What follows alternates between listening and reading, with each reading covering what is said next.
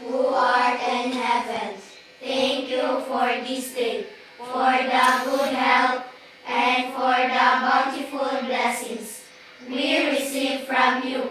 Today, Lord, we ask you to be with us as we go on to our class. Grant us knowledge and wisdom to understand our lessons. Help us to be good boys and girls. Bless our parents, teachers, brothers and sisters. Send us also thy holy angels to protect us from any possible harm and dangers. Thank you for hearing and answering our prayers. Together, with the forgiveness of our sins. In Jesus' name, amen. Good morning, teachers. Good morning, classmates. Good morning, everybody. Okay, good morning. Please take your seat. Thank you. Okay, yesterday we talked about debate. So our lesson was about debate. And today we will have a debate proper. Are you all ready? Yes, teacher. Okay. Before we will go to the debate proper, I will read first the criteria for this debate. So the criteria are divided into three.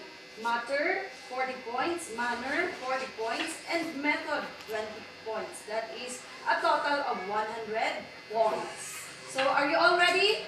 Yes, teacher. I will turn over the floor to our chairperson, Trisha Maurice Angoy.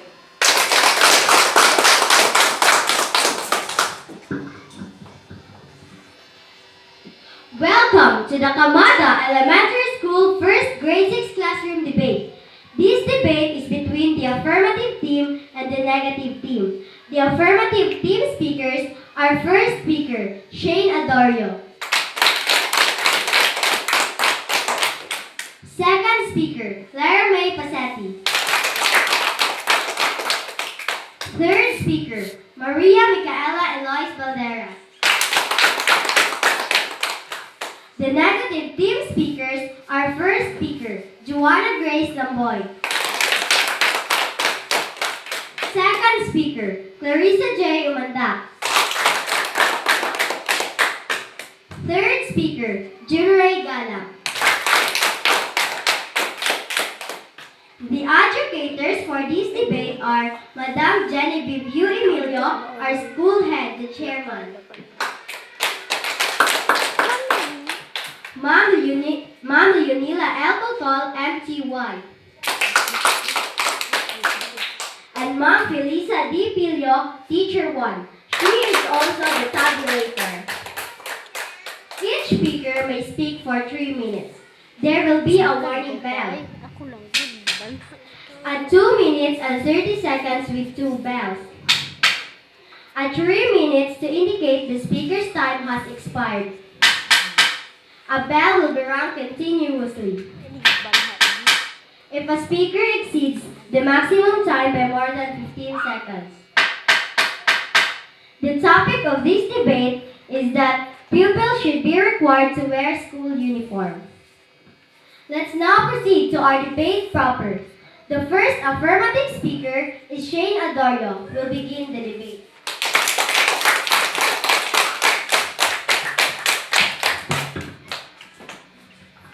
Madam Chairman, members of the negative team, ladies and gentlemen, good day. Today's motion is clear. Pupils should be required to wear school uniform. School uniform, as defined Wikipedia, is a uniform worn by students primarily for a school or otherwise educational institution. They are common in primary and secondary schools in various countries. School uniforms, according to scholars such as Nathan Joseph, clothing can only be considered as uniform when it serves as group symbol, certifies an institution legitimacy by revealing individuals' related position and suppresses individuality. There is an important distinction between dress code and school uniforms. I, as leader, will show you the reason why do we have to wear school uniform. Lyra, my second speaker, will examine the school implication of school uniform on gender. Last but not least, Ella, my third speaker, will present the advantages of wearing school uniform. How that says that helps students to prepare for when they have school and many have to dress smartly or wear a uniform. A school uniform teaches pupils to dress smartly or wear a school uniform. A school, the smart, that take pride in their appearance. It is an important and essential part of schooling for very simple reasons. Wearing school uniforms to schools promote good values in pupils, and thus it should be continued.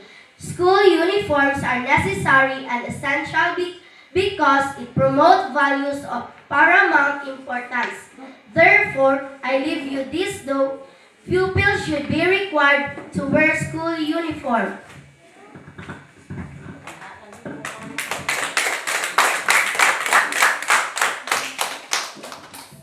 The first negative speaker is Joanna Grace Lamboy. Will begin their case.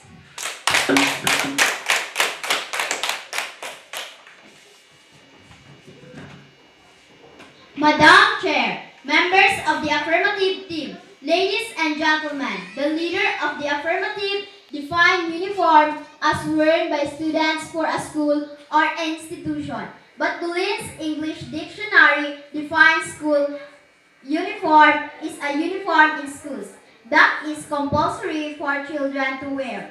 The leader states that wearing school uniform promotes good values. Does it mean it pupil will not wear uniform do not have good values? This is not an accurate reason because even pupils who are not wearing uniform has its own values told by their own parents at home. I, as negative leader, will show you reason why pupils should not wear school uniform. Clarissa J. Umanda, my second speaker, will tackle the negative social implications of school uniform. John Ray Galang, my third speaker, will examine the disadvantages of wearing school uniform. In most schools, private or public, pupils are required to wear uniform. However, more and more parents and pupils are going against this ruling. Department of Education released Undefined Order Number 45 Series of 2008. There states that student uniforms not required in public, elementary, and secondary to increase school participation of school-age children. Since we are studying in public school, we are free of wearing school uniform, as it may hinder from pupils to enroll in the school. Therefore, I leave you this thought that pupils should not be required to wear school uniform.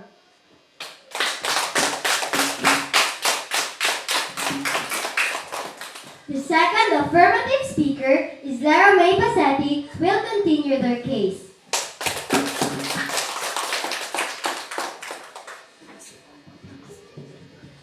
Madam Chair, ladies and gentlemen, the leader of the negative has made a sincere effort, but alas, has misunderstandings that I would like to clear up. The leader of negative team tried to show reason why pupils should not wear uniforms, but failed to say the positive social implication of school uniforms. It imposes standards of masculinity and femininity from a young age. Uniforms are considered a form of discipline that schools use to control pupils' behavior and promote conventional gender dress. Skirts are for girls, which symbolize femininity. They are restricted to move and for certain ways of sitting and playing. And boys are associated with the dress of professional businessmen.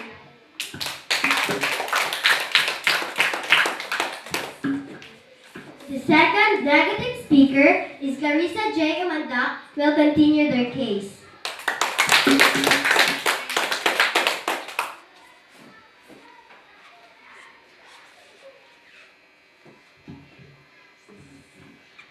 Chair, ladies and gentlemen, the leader and the second affirmative speaker have made a sincere effort, but others have misunderstanding that I would like to clear up.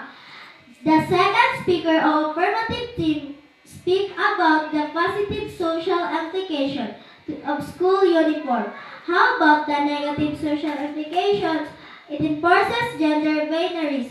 Pupils are not given it enforces or various pupils are not given the opportunity to explore their gender identity and it must conform to the binary gender system. These pupils are punished for their exploration of gender expression because it violates uniform and dress codes, such as boys not having their hair longer than shoulder length or girls only being allowed to wear skirts and ties.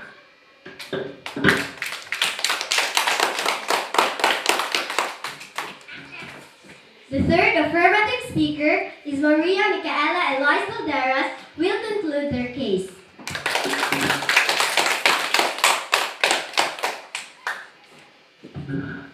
Madam Chair, ladies and gentlemen, I commend the leader and second speaker of the negative team for their sincerity, but I have to point out some errors of interpretation. The leader tried to present the reasons why pupils should not wear uniform, but unfortunately, it is just to increase enrollment. The second speaker argued about the exploration of gender expressions but did not realize the positive social implication. They forgot to point out the advantages of wearing school uniforms. These are, it helps you to find children. It prevents competition and teasing. It can enforce a positive attitude. It can teach discipline. It shows their age. It can be used as an excuse. Therefore, the affirmative team concluded that pupils should be required to wear school uniforms.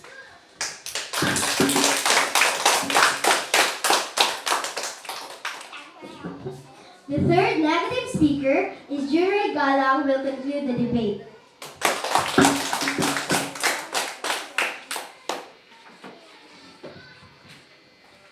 Madam Chair, ladies and gentlemen, I commend the affirmative team for their sincerity, but I have to point out some errors of interpretation.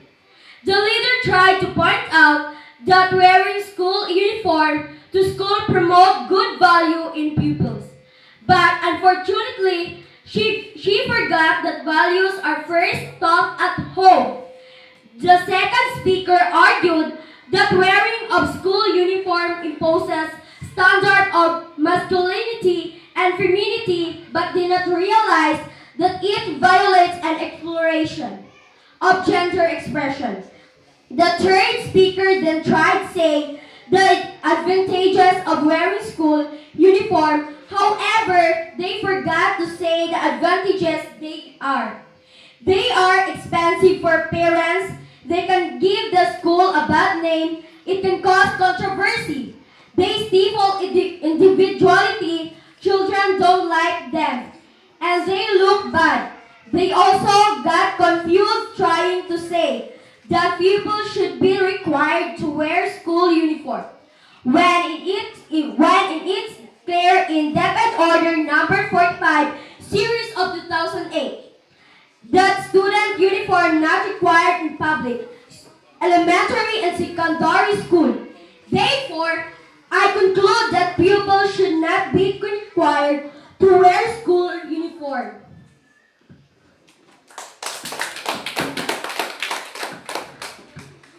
We will now take a short break to allow the educator time to make a decision. Please stay in the room. It won't take long.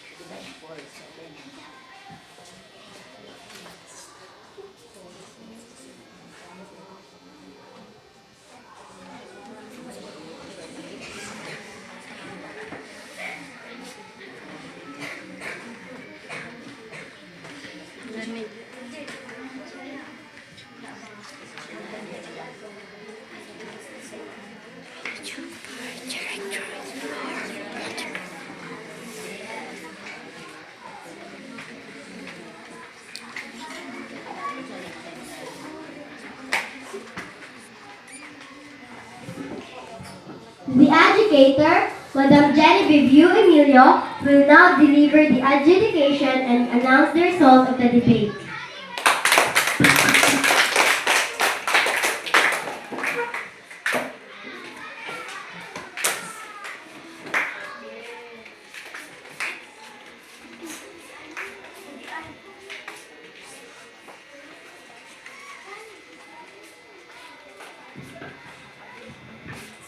Okay, good morning everyone. Good morning, teacher. Okay, congratulations to the both groups, the affirmative team and the negative team. But we have one winner of today's debate. Okay, the winner of today's debate is the three judges. The winner is the affirmative side or the affirmative team with a total of 95 points. And the negative team is 92 points. Okay, congratulations.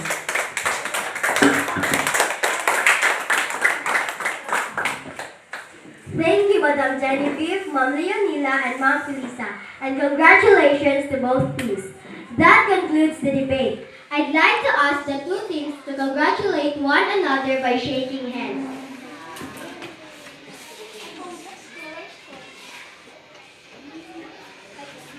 And we thank you all for coming.